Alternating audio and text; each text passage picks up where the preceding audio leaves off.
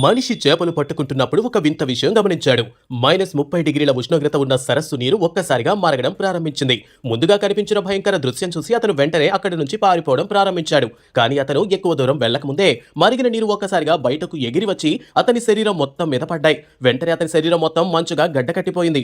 వణుకుతూ కిందకి చూసినప్పుడు అతని ఖాళీ బకెట్లో ఒక పెద్ద చేప పడిపోయిందని గ్రహించాడు.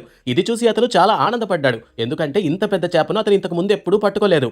వెంటనే ఇంటికి పరిగెత్తుకుంటూ వెళ్లి దాన్ని వండేందుకు మసాలాలు సేకరించడం ప్రారంభించాడు. అతను పనిలో నిమగ్నమై ఉండగా ఒక్కసారిగా గదిలో నుండి ఒక అమ్మాయి శబ్దం వినిపించింది. కానీ అతను ఆ శబ్దాన్ని పట్టించుకోకుండా తన పని చేసుకుంటూనే ఉన్నాడు. కొంతసేపటికి నా గదిలో నేను తప్ప మరెవరూ లేరు, అయితే ఈ శబ్దం ఎవరిది అని ఆలోచించాడు. వెంటనే అతను తిరిగి చూడగా బకెట్లో ఉన్న చేపనే అతనితో మాట్లాడుతోందని కనిపించింది. ఇది చూసి జాక్ పూర్తిగా భయపడ్డాడు. కానీ ధైర్యం చేసి ఆ చేపను నువ్వు ఎవరివి అని అడిగాడు.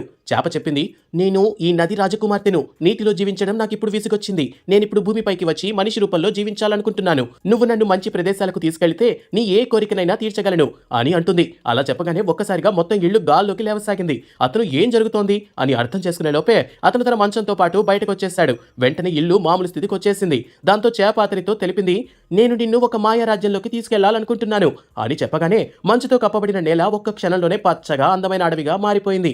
చిన్న చేప ఒక అద్భుతమైన అమ్మాయిగా రూపాంతరం చెందింది. ఇది చూసి అతను ఆశ్చర్యపోయాడు.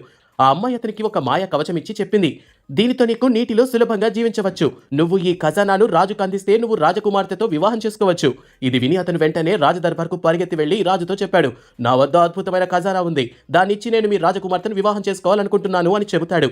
ఇది విన్న రాజకుమార్తె వెంటనే సైనికులను ఆజ్ఞాపించింది, వీడిని వెంటనే బంధించండి అని చెబుతుంది. ఫ్రెండ్స్, వీడియో నచ్చితే లైక్ చేయడం మాత్రం మర్చిపోకండి.